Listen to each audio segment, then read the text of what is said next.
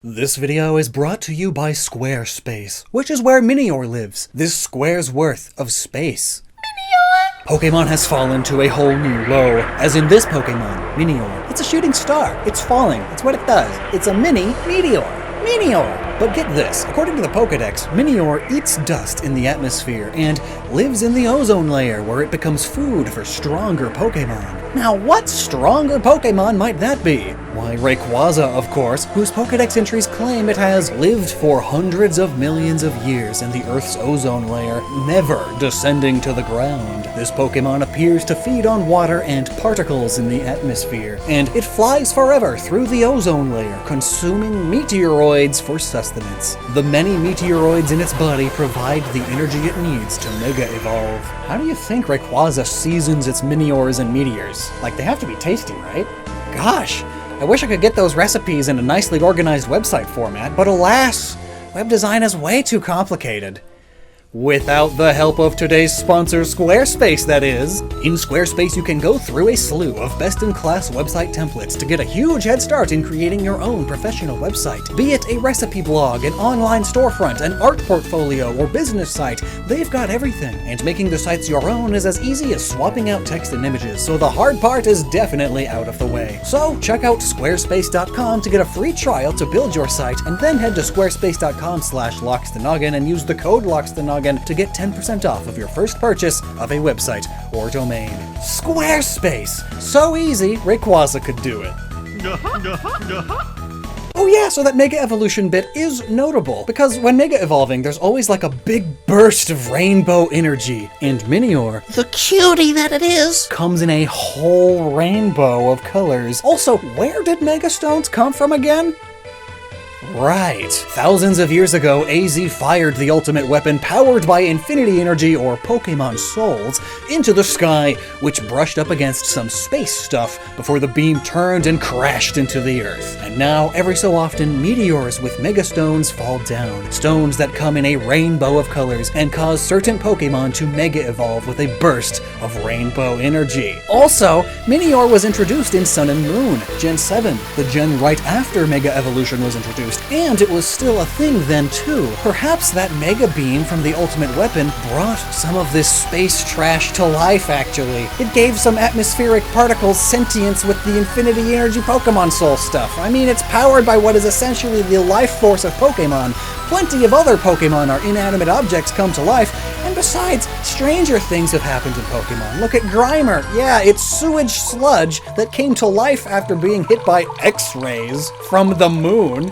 Yeah, gotcha, Pokedex. Totally believable. This particular Minior theory is significantly less strange than that. Minior comes in 7 colors, not including the shiny, which is just black. And those 7 colors are the same 7 colors of the rainbow. Righty Biv! Red, orange, yellow, green, blue, indigo, violet. I love their little swirly eyes too. They're like those little swirls of galaxies, and their bodies. They always make me think of Illumas. They've got the 5 points because of your classic depiction of stars, but wait, there's more. And it's actually related to Lumas too. The star bits that you collect in Super Mario Galaxy and feed to hungry Lumas are based on konpeto, a classical Japanese candy they've been making since the 16th century, and I've got quite the suspicion that Minior is inspired by their bright colors and starry shape too, especially since they originally had a poppy seed core in the middle, surrounded by the hard sugar shell, which was made over the course of a week as it spun and continued getting covered in more and more layers of sugar syrup, the imperfections of which is what would cause these bumps to make them resemble little stars. While this sugar spinning technique was initially Portuguese in origin, once they brought it over to Japan, it quickly became quite popular, and it has become ingrained in Japanese culture over the centuries. You can find them even in military and emergency food ration packets,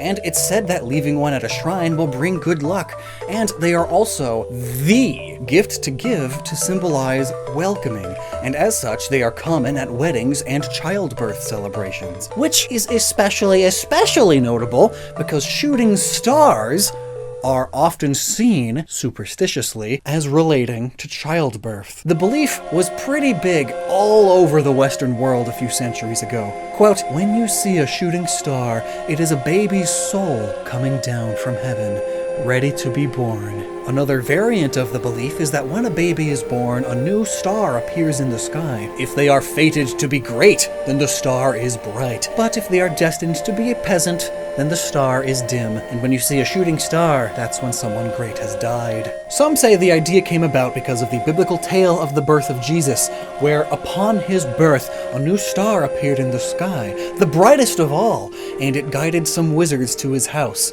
though they didn't arrive for years after that whole event. Despite what Christmas stories will tell you, if you actually, read it. Anyway, people liked the idea of new baby equals star and rolled with it. Minior! It's a mini meteor! It's just a baby! Filled with mega energy, maybe! But why a Lola? According to the Pokedex, places where Minior fall from the night sky are few and far between, with Alola being one of the precious few. Why? Well, according to HawaiiActivities.com, they might be a bit biased. The Big Island of Hawaii provides some of the most astounding stargazing opportunities to be found anywhere on Earth. I mean, that's good enough of a reason, right? You can more easily see shooting stars while you're on Hawaiian Islands. But also, Hawaii is home to the largest research observatory in the world, so there just has to be several star and space references, hence Cosmog the Nebula and the whole Ultra Beast alien invasion plotline. And then, what's with this pattern on its shell? All of these triangles and the big dark eyes?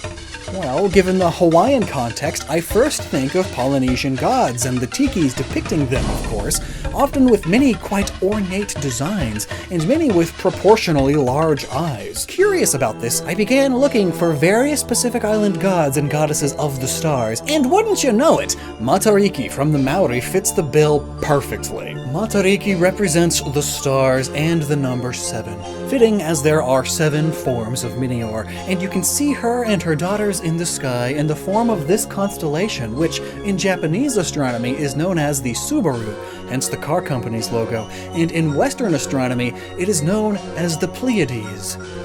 And what brings this all together so perfectly are the seasons. Different constellations are visible at different times of the year, and it's the appearance of this constellation that signals the beginning of the new year in the Maori calendar. Welcoming in a new year, signaling the beginning of the harvesting season, as a new year has been born, bringing us right back to all of that baby talk with Minior. Actually, do you think if a baby tried to say meteor, it would sound like Minior? Minior! It's a meteor! Look, Ma, it's a Minior! Yeah? Maybe. But what do you think of all this? Do you think it's neat? Because I sure as heck do. And we've got loads of neat videos. Please check them out. And until next time, never stop using your noggin.